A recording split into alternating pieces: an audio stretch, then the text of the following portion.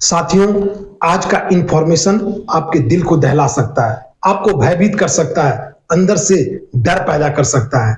जी हाँ, मैं बात कर रहा हूं मेरठ मर्डर केस की, जहां पे एक पत्नी ने अपने पति को बहुत ही बेरहमी तरीके से मौत के घाट उतार दिया और फिर ड्रम में जमा दिया।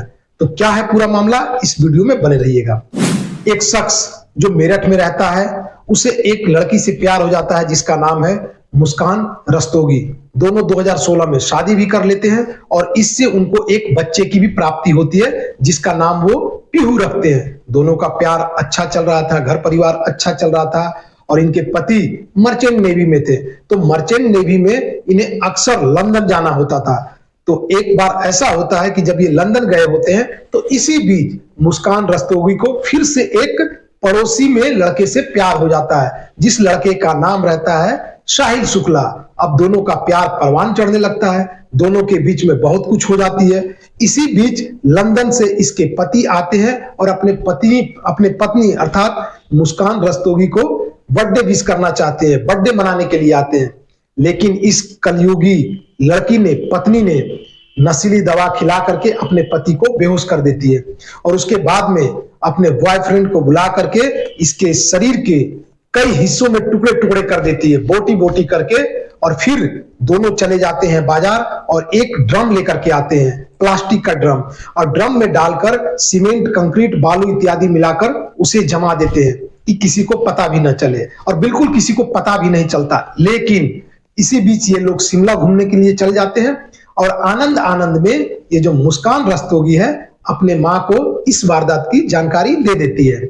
माँ ने सूझबूझ का परिचय देकर तुरंत पुलिस को इन्फॉर्म कर देती है और पुलिस इन लोगों को धर दबोचती है और जाकर के लाश को भी बरामद कर लेती है। आप समझो जरा, आज के युग में प्यार, जिस्म, पैसा यही रह गया है। कोई घर परिवार और किसी के साथ आत्मीयता नहीं रह गया। अब आप क्या कहोगे? बहुत दिनों से एक मांग उठती आई है पुरुष आयोग की। तो पुरुष आयोग भी जरूरी है। ऐसी कई घटनाएं सामने आ रही है जहां पर महिलाएं पुरुष को प्रताड़ित कर रही है और पुरुष बेचारा बोल भी नहीं पा रहा है। कई पुरुष फांसी लगा रहे हैं, कई लोगों पे दहेज प्रताड़ना का आरोप लगा रहा है, कई लोगों को ऐसे ही मार दिया जा रहा है। अभी पिछले दिनों में आप लोगों ने देखा कि एक और ऐसा मामला सामने आया जिसमें वीडियो बना करके सामने लाइव फांसी एक शख्स ने लगा ली है। तो मैं आपको बता दूं कि इस तरह के दिल दहलाने वाले घटनाओं को देखने के बाद में वाकई में सभी का दिल दहल सकता है। कई ऐसे लोग हैं जिनसे मैंने बात करी है, नवयुवक हैं, वो लोग अब शादी से भी डरने लगे हैं। इसलिए बार बार पुरुष आयोग का मांग उठता रहा है। आप लोगों ने देखा होगा कई पुरुषों के ऊपर दहेज प्रताड़ना, घरेलू हिंसा इत्यादि तरह तरह के मेंटेनेंस आरोप लगा दिए जाते हैं और बेचारा करे तो करे क्या, बोले तो बोले क्या और किसे बोले, सारे कानून एक पक्षीय बने हुए हैं। तो पुरुष आयोग की भी बात चल रही है, मांग चल रही है कि पुरुषों को भी सुनने की आवश्यकता है, क्योंकि दोनों स्त्री और पुरुष समाज के हिस्सा है। और जब अगर केवल बेटी बचाओ के नाम पर अगर बेटों को मार दिया जाए तो ये भी ठीक नहीं है। तो दोनों की हिस्सेदारी है, दोनों को बचाना जरूरी है। इसलिए महिला आयोग के साथ साथ पुरुष आयोग भी जरूरी है। अभी आपने देखा पिछले दिनों कि एक लड़के ने लाइव फांसी लगा ली। उसने वीडियो कॉलिंग करके अपने पत्नी को और लाइव फांसी लगा ली। ऐसे ही एक घटना अतुल की भी आई थी और कई घटनाएं ऐसे होती रही है, लेकिन सारे घटना मीडिया के सामने नहीं आती। लेकिन आए दिन लड़के मर रहे हैं। तो आखिर इसके लिए क्या किया जाए? कुछ तो उपाय करना होगा। तो आप लोग क्या सोचते हैं? आप लोगों के क्या विचार हैं? जरूर। एक मिनट ऊपर। अरे मुस्कान ऊपर देखो, ऊपर देखो। अब शर्म मत करो, ऊपर करो। अब तो मुस्कुरा को आराम से करो। हाँ बस अब आराम से जेल में जाकर आराम से। किसका मोबाइल है भैया? नीचे कर लो यार। चेहरा ऊपर कर, हीरो चेहरा ऊपर कर। जाओ शिमला डाल ले ढोंगी बाबा। हाँ ऊपर कर। चलो चलो हाँ भाई ढोंगी बाबा, ओए ढोंगी बाबा।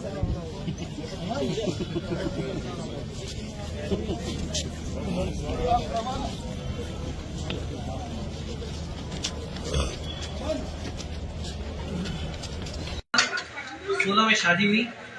शादी के बाद उस समय बताया गया था लड़की को कि ये दुबई में काम करता है और ये मर्चेंट नेवी में है। 16 से 19 3 साल ये मतलब रहे एक साथ। उस समय उस दौरान ये कुल 6 महीने दुबई में था। 2019 में इनकी बेटी पैदा हुई। इनकी माली हालत अच्छी नहीं थी, ये पैसे वैसे मतलब इसकी कंडीशन सही नहीं थी। लड़की के जो परिजन थे वो पूरा खर्चा उठाते थे। उन्होंने इसको किराए पे घर दिलवाया था। लॉकडाउन लग गया 2020 में भी इसकी हालत खराब थी। 2021 में जब लॉकडाउन के बाद जो बहुत रिलैक्सेशन दी गई थी उसमें इसने प्लाईवुड की कंपनी पट्टापुर में उसने कुछ काम किया, वहाँ पे पैसा कमा रहा था। ये शराबी, जो इसका कहना है इसकी पत्नी का, मुस्कान का, कि शराब पीता था। मारना पीटना कुछ नहीं होता था, शराब से इसको प्रॉब्लम थी। पहली चीज पैसा, इसका किल्लत थी पैसे की, शराब का इशू था इसको। तो शराब पी के रात में देर से घर आता था। इतना ज्यादा परेशान हो गए तो उसने कहा कि मैं भी तेरे साथ शराब पीऊँ, तो ये भी इसके साथ बैठ के शराब पीते रहती। 2023 में फरवरी 16 के आसपास ये चला गया लंदन अपने एक दोस्त के साथ बेकरी में काम करने के लिए। 2 साल ये वहाँ रहा लगातार। उस बीच में इसका कोई ध्यान नहीं था। अपना वीडियो कॉल से अपने घर पे बात होती थी, जो अच्छी थी उससे भी ये वीडियो कॉल के माध्यम से बात करता था। इसका जो पत्नी का कहना है इसका कि इसका जो पासपोर्ट है वो एक्सपायर होने वाला था और उसी वजह से ये वापस आने वाला था। इसने बताया भी था कि मैं वापस आऊंगा। जो इसकी पत्नी थी उसका संबंध साहिल के साथ हुआ इस बीच में। 2019 में इनके कॉमन फ्रेंड था, उसको पता चला उसकी शादी हो गई मुस्कान की, तो इन्होंने अपने पुराने एक स्कूल ग्रुप में जोड़ दिया। साहिल जो ये है ये 8th क्लास में इसके साथ पढ़ता था, 8th क्लास तक साथ में था, ये उसको जानती थी ये। जब 2019 में दोबारा इनका एक कॉमन गेट टुगेदर हुआ, फिर ये इसके बाद शॉपिंग मॉल में भी इससे टकराई, तो इसकी अट्रैक्शन इसकी तरफ बढ़ी। उसके बाद इसने इसको इनवाइट किया घर पे अपने, क्या पाओ उनकी, उसके बाद इसकी नज़दीकियाँ बढ़ी, इनके उसके बाद फिजिकल रिलेशनशिप हुए, क्योंकि ये लगातार बीच बीच में आता रहता था। आता है इसमें ये चीज़ सौरभ को पता चल गई थी। 2021 में सौरभ ने डाइवोर्स भी फाइल किया था कि इस चीज़ को लेकर इसको आपत्ति थी कि ये इससे क्यों मिलती है। और ये जो महिला थी जो मुस्कान है, ये जो साहिल इसके साथ शराब वगैरह भी पीती थी। एक बार इसके लैंडलॉर्ड ने पकड़ लिया था, जो किराए के मकान में जहाँ रहते थे। ये बात इसने सौरभ को बता दी थी।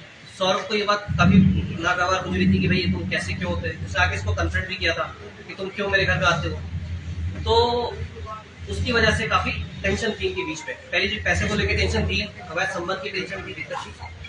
फिर 2 साल ये चला गया लंदन। उस बीच में इनकी फिर से नजदीकियाँ बढ़ी, आता रहता था, ये साथ मिलता मिलाता रहता था। मुस्कान को साहिल ज़्यादा पसंद था, इसमें ये इसके साथ ही रहना चाहती थी, बट शादी नहीं करना चाहती थी। इसने लास्ट ईयर नवंबर में भी प्लानिंग की इसको मारने की, कि मुझे इसको हटाना है सौरभ को। उस प्लानिंग के तहत बेसिकली साहिल क्या था, साहिल थोड़ा सुपरस्टिशियस है, तो ये इसको अपने कंट्रोल में रहे हमारे। इसने प्लान था कि इसने इसका ये अपना स्नैपचैट था, इसने 3 फर्जी आईडी बनाई, अपने भाई के नाम पे, अपनी माँ के नाम पे, खुद के आईडी थी। उस आईडी से ये इसको मैसेज क्या करती थी साहिल को, और साहिल को ये उसका भाई बन के मैसेज क्या करती थी कि ये जो ये है मुस्कान, ये तुम्हारे लिए अच्छी है। माँ बन के मैसेज क्या करती थी, मुस्कान तुम्हारे लिए अच्छी है, मैं भी खुश हूँ तुम्हारे से, तो मुझे कोई आपत्ति नहीं तुम लोग के इससे रिश्ते से। फिर जो साहिल, उसकी माँ एक्सपायर हो चुकी है, वो क्योंकि सुपरस्टिशियस है, तो वो ये दिखाता था, ये दिखाती थी कि इसकी माँ जो है वो इससे बात कर रही है इस माध्यम से, स्नैपचैट के माध्यम से। जैसा मैंने बताया वो स्नैप थोड़ा सा ये ज़्यादा बिलीवर था इस चीज़ को लेके, तो इससे कब्जे में था। ये मुस्कान ने पूरा प्लानिंग मुस्कान की, साहिल की माँ के नाम पे। हाँ, साहिल की माँ मर चुकी है। क्यों मर चुकी है? साहिल की माँ के नाम पे नहीं था, अपनी माँ के नाम था। मैसेज में वो ऐसे दिखाती थी कि माँ अवतरित होके आई है और माँ बात कर रही है, तो उससे ये कंट्रोल में रहता था। कुछ भी होता था माँ को, तो नवंबर के आसपास इसने खाना की मैसेज आया कि इसका वध करना है, पति का, सौरभ का। नवंबर से ये प्लानिंग कर रहे थे। उस समय ये जगह ढूंढ रहे थे कि मार के हम गाड़ेंगे कहाँ। इसमें एक और चीज़ होती है कि सौरभ के घर वाले थे, वो फाइनेंशियली तो दिक्कत थी, इसको शादी कर ली थी, इसको बहुत ज़्यादा इनको दिक्कत थी, और इसी वजह से सौरभ के घर वालों ने इसे घर से निकाल दिया था। ये किराए पे रह रहा था, तो सौरभ के घर वालों ने इसको एक तरह से बेदखल कर दिया था, ज़्यादा रिलेशन इसका टच में नहीं लगा। अंदर जाती वजह से कोई और वजह थी? दोनों चीज़ थी, शादी थी, लेकिन उस समय तो शादी में साथ रहते थे, लेकिन क्योंकि फाइनेंशियली ब्रोक था, फाइनेंशियली अच्छा नहीं था, शराब पीता था, तो परेशान घर वाले ज़्यादा होते थे। क्योंकि घर में खाने आता तो बाकी से कोई रिलेशन घर वालों को नहीं था। ये बीच में कई बार कई दिन का दायर रहता था, घर वाले इसको पूछते भी नहीं थे। 2 साल ये बाहर रहा, किसी घर वालों ने इसको पूछा भी नहीं। अभी भी 10 दिन से गायब था, किसी घर वालों ने इसको किसी ने कुछ नहीं पूछा। तो इस बात का इसको पता था कि इसके घर वाले इसको नहीं पूछेंगे, कोई पूछेगा नहीं। तो उसने ये प्लानिंग की थी नवंबर में कि इसको माथे कहीं गाड़ देंगे। गाड़ने के बाद मैं ये बता दूंगी कि ये वापस चला गया अपना वहाँ, ये विदेश चला गया, वापस नहीं आएगा। नवंबर में उसने जगह ढूंढ रही थी गाड़ने के लिए, लेकिन उसको उस समय जगह नहीं मिली।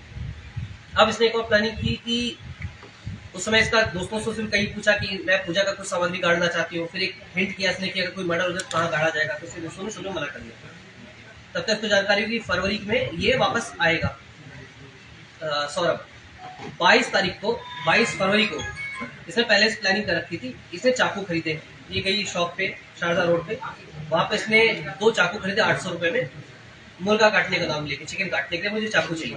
चिकन काटने का चाकू लिया इसने, ये आई है 24 तारीख को ये आया। उससे पहले ही इसने एक और प्लानिंग की थी इसको बेहोश करने की। इसने अपना एक बहाना बनाया कि मुझे एंग्जाइटी की प्रॉब्लम है। वहीं पे पास में ब्रह्मपुरी में एक डॉक्टर है, उनके पास गई, उसने अपना इलाज कराया। जो डॉक्टर दवाई पर्चा लिखते हैं एंग्जाइटी की, उसने इसको गूगल में सर्च किया। गूगल में सर्च करने के बाद जिस तरह डॉक्टर ने पर्चा रखा खाली पर्चे पे, इसने फिर वही साइन वो पर्चे पे वो दोनों दवाइयाँ लिखी। खैर नगर में आके उसने दवाइयाँ परचेज की है। 24 तारीख को ये वापस आया है अपने उसमें, ये विदेश से लंदन से वापस आया था। 25 तारीख को उसका जन्मदिन, तो जिसका कहना है मुस्कान का, पीहू का जन्मदिन बता रहे थे। मुस्कान का बता रही थी, एग्जैक्ट क्लियर नहीं, वो भी कंफर्म कर लेंगे कि बर्थडे था। उस दिन इसने प्लान किया था शराब में इसको दवाई मिला के सुनाने का। उस दिन भी प्लानिंग थी इसकी, शराब में दवाई भी मिलाई इसने, एंग्जाइटी वाली जो थी इनकी गोली टाइप की थी। तो वो उस दिन उसने शराब नहीं पी। उसके बाद फिर ये उस दिन से वेट कर रही थी। इस बीच होता क्या था कि जब भी सैटरडे संडे को ये अपनी बच्ची जो इसकी, वो अपनी नानी के यहाँ चली जाती। नानी का घर 2-3 घर छोड़ के ही है, दूर ज्यादा दूर नहीं है। तो अपने नानी के पास इसको रख दिया करती थी बच्ची को। 3 तारीख को बच्ची का एग्जाम खत्म हुआ था, उससे एक दिन पहले, तो अपने नानी के यहाँ से छोड़ दिया। 3 तारीख को सौरभ अपने घर से कोफ्ता लेके आया था। खाता पीता अपने घर पे था। सौरभ कई बार अपने घर चला जाता था, वहां से खाना पीना लेके चला आता। ये वहां से लेके आया कोफ्ता। कोफ्ता में जब ये लेके आया तो उसने सर्व करने के लिए बोला सर्व कर दो। रात के 8-9 बजे के आसपास की बात है। इसने उसमें ये एंग्जाइटी जो दवाई थी उसने मिक्स कर दी। मिक्स करने के बाद इसको खाना परोस दिया। इसने खाना खाया। करीब 12 बजे के आसपास, ये 12 12:30 के आसपास ये बेहोश हो गया। बेहोश होने के बाद इसने साहिल को बुलाया। साहिल आया वहाँ पे रात में करीब 1 बजे के आसपास साहिल पहुंचा है। साहिल, अब इसका कहना है साहिल ने ही इसको बोला कि चक्कू, तो इन्होंने जो चक्कू वो लेके आई थी, ये चिकन वाला, वो चक्कू लिया। इसका कहना है साहिल ने बताया कैसे पकड़ना है, इसने पकड़ा है। और साहिल को उसने पहले बोला था वध करने के लिए, तो साहिल उस मूड में था कि उसका वध करना है। तो उसने कहा वध तभी होगा, तेरे हाथों से होगा वध। साहिल, इसने हाथ पकड़ा, साहिल इसने चाकू पकड़ा, साहिल ने हाथ पकड़ा, सीने पर रख के इसने खुश कर दिया चाकू।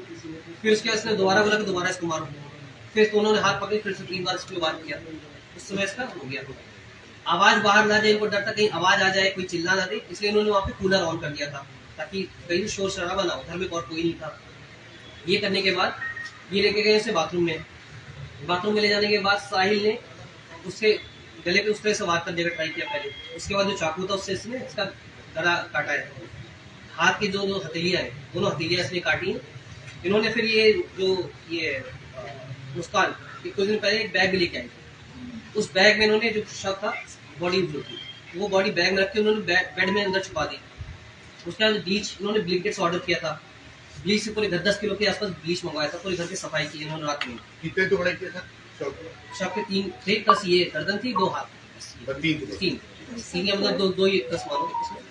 और उसके बाद इन्होंने क्या किया कि जो साहिल है इसने जो ये इसकी गर्दन मतलब वो था, ये सिर और हाथ एक बैग में पैक करके अपने घर लेके चला गया 3 बजे के आसपास। मुस्कान भी इसके साथ घर चली गई। घर पे साहिल जो ऊपर अकेले रहता था, किसी को पता नहीं चला, रात में वहाँ पे अकेले सोई है। उसके बाद सुबह इसका कहना था कि साहिल ने इसको बताया कि सजेस्ट किया कि तुम एक काम करो, सीमेंट ड्रम और कुछ रेत खरीद लो। ये उस बात को लेके 9 बजे निकली घर से। शारदा रोड पे इसने फिर कुछ सीमेंट की गोलियां खरीदी हैं। घंटा घर पे गई, इसने परचेजिंग की है अपना इसकी ड्रम की। ड्रम लेके नेक्स्ट डे ये रात 3 तारीख की रात की घटना हो गई। ये लोग 3 बजे रात में जाके सो गए। 4 तारीख की सुबह को 9 बजे फिर से जाती है शारदा रोड पे। इसने शॉपिंग की, घंटा घर पे शॉपिंग की, शॉपिंग करके वापस आते हैं। 3 बजे के आसपास आके दोनों ही अपना सीमेंट मिक्स करते हैं इसमें ड्रम में, ड्रम को लेटाते हैं। उसके बाद जो धड़ मतलब ये सिर और ये हाथ था, ये वापस लेके आते हैं लोग। बॉडी को सरका के बेड से निकाल के इसको सरका के इसको सरकाते हैं ड्रम के अंदर। ड्रम को खड़ा करते हैं, उसमें हाथ डालते हैं। उसके बाद उसको पैक कर देते हैं। पैक सीमेंट करने और के ड्रम का आइडिया नहीं कैसा है? ये साइज होता है। कोई वेब सीरीज देख के या कोई ये तो इसके बाद ये लोग उसको खड़ा करते हैं। उसके बाद ये लोग एक दिन जिस दिन रात में थी, इन्होंने प्लानिंग कर रखी थी यहाँ से जाने की शिमला। तो शिमला मनाली और ये कसौल के प्लानिंग की थी, ताकि ये लोग कहीं पता ना चले किसी को। कमरे में ये लोग ड्रम रख देते हैं, सीमेंट से पैक कर देते हैं, ताला मारते हैं। ये घर पे कॉल करते हैं, अपने बताते हैं कि मैं जा रही हूँ सौरभ के साथ, ये बताती है सौरभ के साथ मैं जा रही हूँ ये शिमला कुछ दिन तक। और सौरभ के फोन पे फोन आ रहे थे, तो उसने उस फोन से सबको मैसेज कर दिया कि मैं मुस्कान के साथ शिमला मनाली जा रहा हूँ। इसके बाद जो भी कॉल आता थी रिप्लाई नहीं करी थी, तो मैसेज से कर रही थी। इसके अलावा इसके पास जो सौरभ वहां से आया था लंदन से, तो 6 लाख रुपए के आसपास थे, लेकिन ये भी किसी फ्रॉड में फंसा हुआ था। तो इसको कुछ पैसे जो है सीज के एक दोस्त के अकाउंट सीज हो गया था, इसको डर था कहीं इसका भी अकाउंट सीज ना हो जाए। तो इसने अपने कुछ पैसे डिस्ट्रीब्यूट कर दिए अपने दोस्तों को, अपने फैमिली मेंबर्स को। मुस्कान को भी इसने 1 लाख रुपए अकाउंट में डाल दिया। ऐसे ये डेली मतलब मंथली 10,000 रुपए देता था, कुछ पैसे सेव करा था, 1 लाख रुपए के आसपास कमाता था वहाँ पे, जो उसका कहना है। कुछ खर्चा हो जाता तो कुछ सेव करता था। तो 2 साल के अंदर 6 लाख के आसपास सेव किया था। वापस आके इसने तो 1 लाख रुपए इसके अकाउंट में था करीब। उस पैसे से इसने बुकिंग की है, 54,000 में कैब बुक किया। कैब बुक करने के बाद ये लोग उस शाम को 6 बजे ये लोग गए शिमला। शिमला के बाद ये लोग 3 दिन बाद गए मनाली के बाद ये लोग गए हैं 11 तारीख को कसौल के बाद ये लोग वापस आए हैं। परसों आए थे 17 तारीख को रात में करीब 9 बजे के आसपास आए, और वो उसके घर पे चले गए थे। साहिल के घर पे रोक दिया, तो साहिल के घर पे रुकी है रात में। इस बीच इसकी जो बच्ची थी वो लगातार पापा से मिलना, उसका कॉल करती थी, पापा से मिलना है मुझे, पापा से बात करनी है। उस समय बोलती थी पापा भी बिजी है, कहीं है। 18 तारीख को जब वापस आई है, तो इसकी बेटी ने इसे कन्फर्म किया कि पापा कहाँ है, पापा से मुझे मिलना है। तो ये उस समय तक इसको कोई दुख नहीं था। 18 को इसका कहना है, जब देख के थोड़ा सा इमोशनल होने के बाद इसने फिर अपने घर वालों को ये बताया कि जो सौरभ है उसके घर वालों ने उसकी हत्या कर दी, गुमराह किया अपने घर वालों को। इसके बाद उसके फादर ने, उसके घर वालों ने कहा कि नहीं, कोई माँ बाप अपने बेटी की हत्या नहीं की। तो थोड़ा पुश किया इसको, थोड़ा सा इसको कन्फ्रंट किया इसके ऊपर, तब इसने एक्सेप्ट कर लिया कि मैंने ही मारा, पूरी कहानी बताई। उसके बाद जो इनके घर वाले हैं, तब तक हम लोग सूचना मिल गई थी कि यहाँ पे हत्या की सूचना है।